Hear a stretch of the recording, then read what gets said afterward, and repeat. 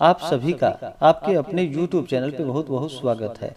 आइए आज सब सुनेंगे श्रावण मास महात्म्य कथा में चौथे अध्याय की कथा।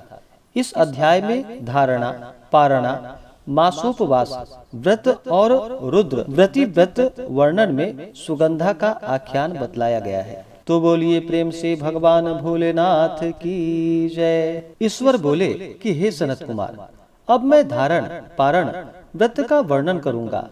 प्रतिपदा के दिन से व्रत आरंभ करके सर्वप्रथम पुण्याह वाचन कराना चाहिए। इसके बाद मेरी प्रसन्नता के लिए धारण, पारण व्रत का संकल्प करना चाहिए। एक दिन धारण व्रत करे और दूसरे दिन पारण व्रत करे। धारण में उपवास तथा पारण में भोजन होता है। श्रावण मास के समाप्त होने पर सबसे पहले पुण्याह वाचन कराना चाहिए। इसके बाद हे मानद, आचार्य तथा अन्य ब्राह्मणों का वरण करना चाहिए, अर्थात उन्हें वस्त्र आदि देनी चाहिए। तत्पश्चात पार्वती तथा शिव की स्वर्ण निर्मित प्रतिमा को जल से भरे हुए कुंभ पर स्थापित कर रात में भक्ति पूर्वक पूजन करना चाहिए तथा पुराण श्रवण आदि के साथ रात भर जागरण करना चाहिए। प्रातः काल अग्नि स्थापन करके विधि पूर्वक होम करनी चाहिए। त्र्यंबकम, इस मंत्र के द्वारा तिल मिश्रित भात की आहुति डालनी चाहिए। उसी प्रकार शिव गायत्री मंत्र से घृत मिश्रित भात की आहुति डाले और पुनः षडाक्षर मंत्र से खीर की आहुति प्रदान करे। तदंतर पूर्णाहुति देकर होम शेष का समापन करे। इसके बाद में ब्राह्मणों को आचार्यों को भोजन कराना चाहिए तथा साथ ही आचार्य की पूजा करनी चाहिए कि हे महाभाग, इस प्रकार से उद्यापन संपन्न करके मनुष्य ब्रह्म हत्या आदि पातकों से मुक्त हो जाता है। इसमें कोई संदेह नहीं है। अतएव इस महाव्रत को अवश्य करनी चाहिए। हे मुने, अब श्रावण मास में उपवास की विधि को आदर पूर्वक सुनिए। प्रतिपदा के दिन प्रातः काल इस व्रत का संकल्प करे। स्त्री हो या पुरुष, मन तथा इंद्रियों को नियंत्रित करके इस व्रत को करे। अमावस्या तिथि को लोक का कल्याण करने वाले वृषध्वज शंकर की अर्चना पूजा षोडश उपचारों से करे। तदंतर अपनी सामर्थ्य के अनुसार वस्त्र तथा अलंकार आदि से ब्राह्मणों का पूजन करे, उन्हें भोजन कराए तथा प्रणाम करके विदा करे। इस प्रकार से किया गया मास उपवास व्रत मेरी प्रसन्नता कराने वाला होता है। हे सनत कुमार, मनुष्य को सभी सिद्धियां प्रदान करने वाले लक्ष्य संख्या परिमित रुद्रवर्ती व्रत के विधान को सावधान होकर सुनिए। अत्यंत आदर पूर्वक कपास के 11 तंतुओं से बत्तियां बनानी चाहिए। वे रुद्रवर्ती नाम वाली बत्तियां मुझे प्रसन्न करने वाली है। मैं श्रावण मास में भक्ति पूर्वक गौरीपति महादेव का इन 1,00,000 संख्या वाली बत्तियों से निराजन करूंगा। इस प्रकार श्रावण मास के प्रथम दिन विधि पूर्वक संकल्प करके महीने भर प्रतिदिन शिव जी का पूजन कर 1000 बत्तियां से निराजन करे और अंतिम दिन 71,000 बत्तियां से निराजन करे, अथवा प्रतिदिन 3000 बत्तियां आदर पूर्वक अर्पण करे और अंतिम दिन 13,000 बत्तियां समर्पित करे, अथवा एक ही दिन सभी 1,00,000 बत्तियां को मेरे समक्ष जलाए। प्रचुर मात्रा में घृत में भिगोई जो स्निग्ध बत्तियां होती हैं, वे मुझे प्रिय हैं। तत्पश्चात मुझ विश्वेश्वर का पूजन करके कथा श्रवण करे। सनत कुमार बोले कि हे देवदेव, हे जगन्नाथ, हे जगानंद कारक, कृपा करके आप मुझे इस व्रत का प्रभाव बताएं। हे प्रभु, इस व्रत को सर्वप्रथम किसने किया तथा इसके उद्यापन में क्या विधि होती है? ईश्वर बोले कि हे ब्रह्मपुत्र, व्रतों में उत्तम इस रुद्रवर्ती व्रत के विषय में सावधान होकर सुनिए।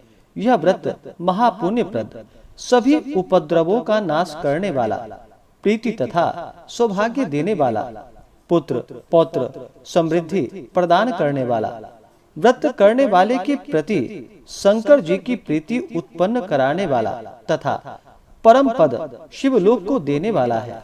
तीनों लोकों में इस रुद्रवर्ती के समान कोई उत्तम व्रत नहीं है।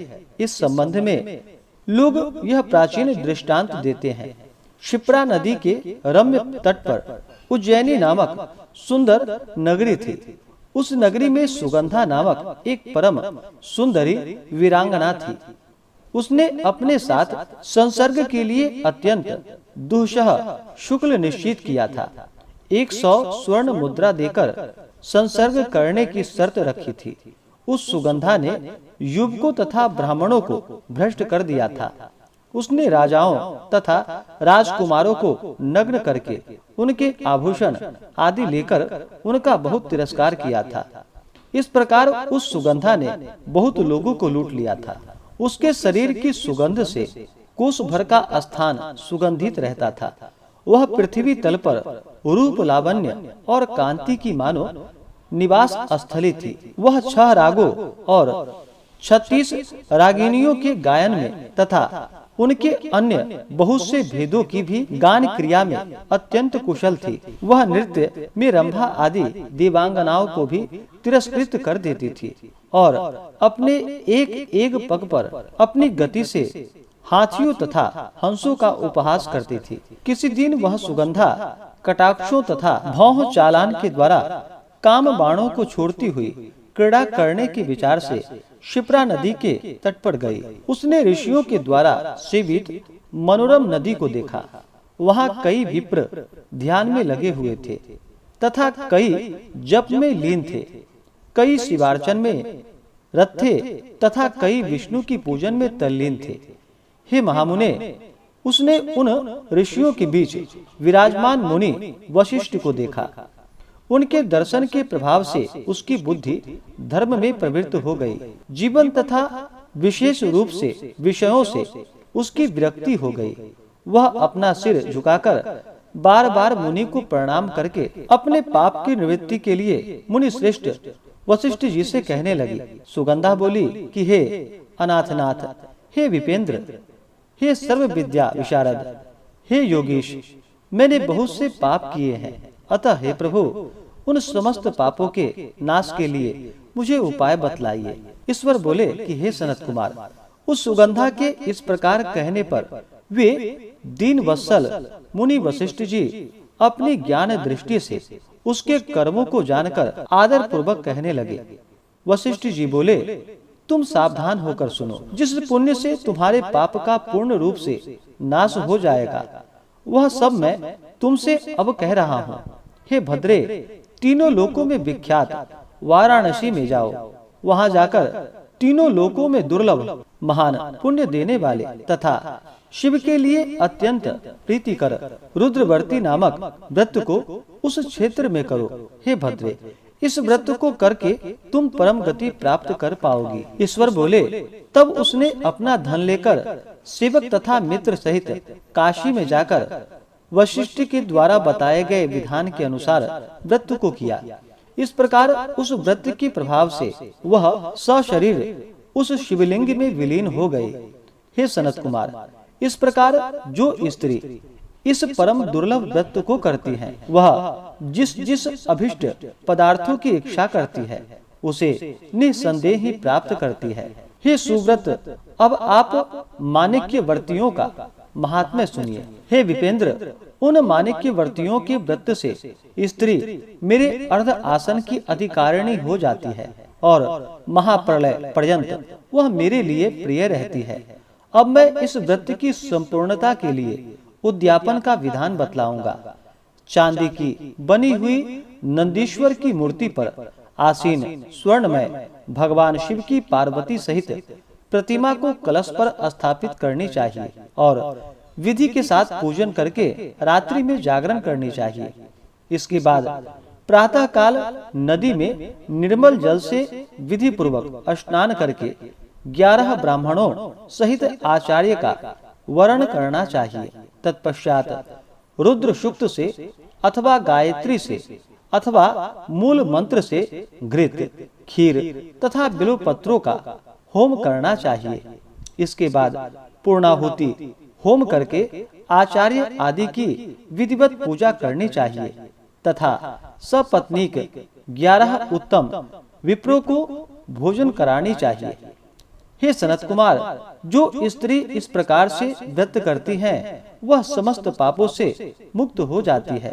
तत्पश्चात विधान पूर्वक कथा सुनकर स्थापित की गई समस्त सामग्री ब्राह्मणों को देनी चाहिए। इससे निश्चित रूप से 1000 अश्वमेध यज्ञों का फल प्राप्त होता है।